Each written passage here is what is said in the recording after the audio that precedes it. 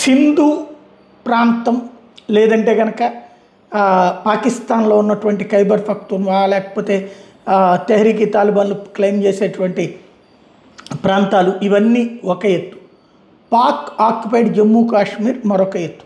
వాస్తవంగా అది భారత్ భూభాగం, భారత్కి దఖలు కావాల్సిన భూభాగం.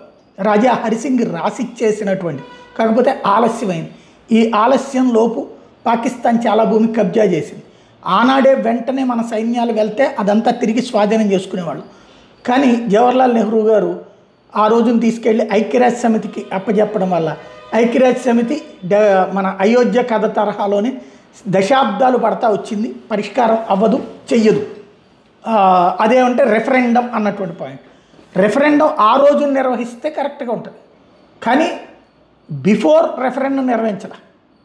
వాళ్ళు ఆక్రమించుకున్నాక, పాకిస్తాన్ ఆక్రమించుకున్నాక రెఫరెండం నిర్వహిస్తే పాకిస్తాన్కి అనుకూలంగానే వస్తుంది. ఆ కామన్ సెన్స్ లేకుండా నెహ్రూ ఆ రోజున సంతకం పెట్టేశాడు. ఆ దరిద్రాన్ని ఇవాళ దాకా మోస్తున్నాం. ఖచ్చితంగా రేపో మాపో అయితే మన కళ్ళెదురుగుండానే పీఓజేకేని భారత్లోకి స్వాధీనం చేసుకోవడం చూస్తాం. ఎందుకంటే రాజ్నాథ్ సింగ్ పదే పదే చెప్తున్నారు ఆ మొక్క.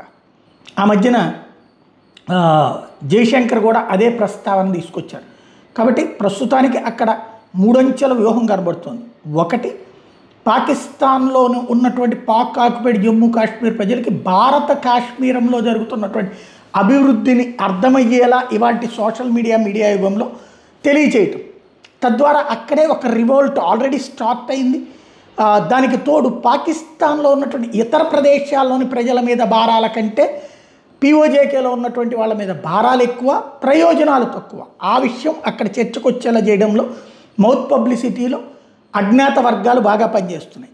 తద్వారా ఒక తిరుగుబాటుని ప్రోత్సహిస్తున్నాయి. నెంబర్ 2 వచ్చేటప్పటికి పాకిస్తాన్ సైన్యం మనల్ని తట్టుకుని నిలబడగలిగేటంత సీన్ లేదు, ఇప్పటిదాకా అది తన జీవితంలో గెలిచింది లేదు. నెంబర్ 3 వచ్చేటప్పటికి ఏదో ఒక రోజున ఉన్నట్టుండి మన సైన్యం సరిహద్దు దాటుతుంది, ఆ ప్రాంతాన్ని స్వాధీనం చేసుకుంది. కాకపోతే ఆ ప్రాంతంలో ఉన్న ప్రజలని మన పట్ల పాజిటివ్గా చేసేటటువంటి ఒక సైకలాజికల్ గేమ్ నడుస్తుంది. అది అయ్యాక అవుతుంది. కాకపోతే అది ఇప్పుడే అవుతుందా, రాబోయే టర్మ్లో అవుతుందా అనేది చూడాలి. బట్ వేగవంతమైన అడుగులేదో పడుతున్నది పదే పదే మాట్లాడుతున్నారు.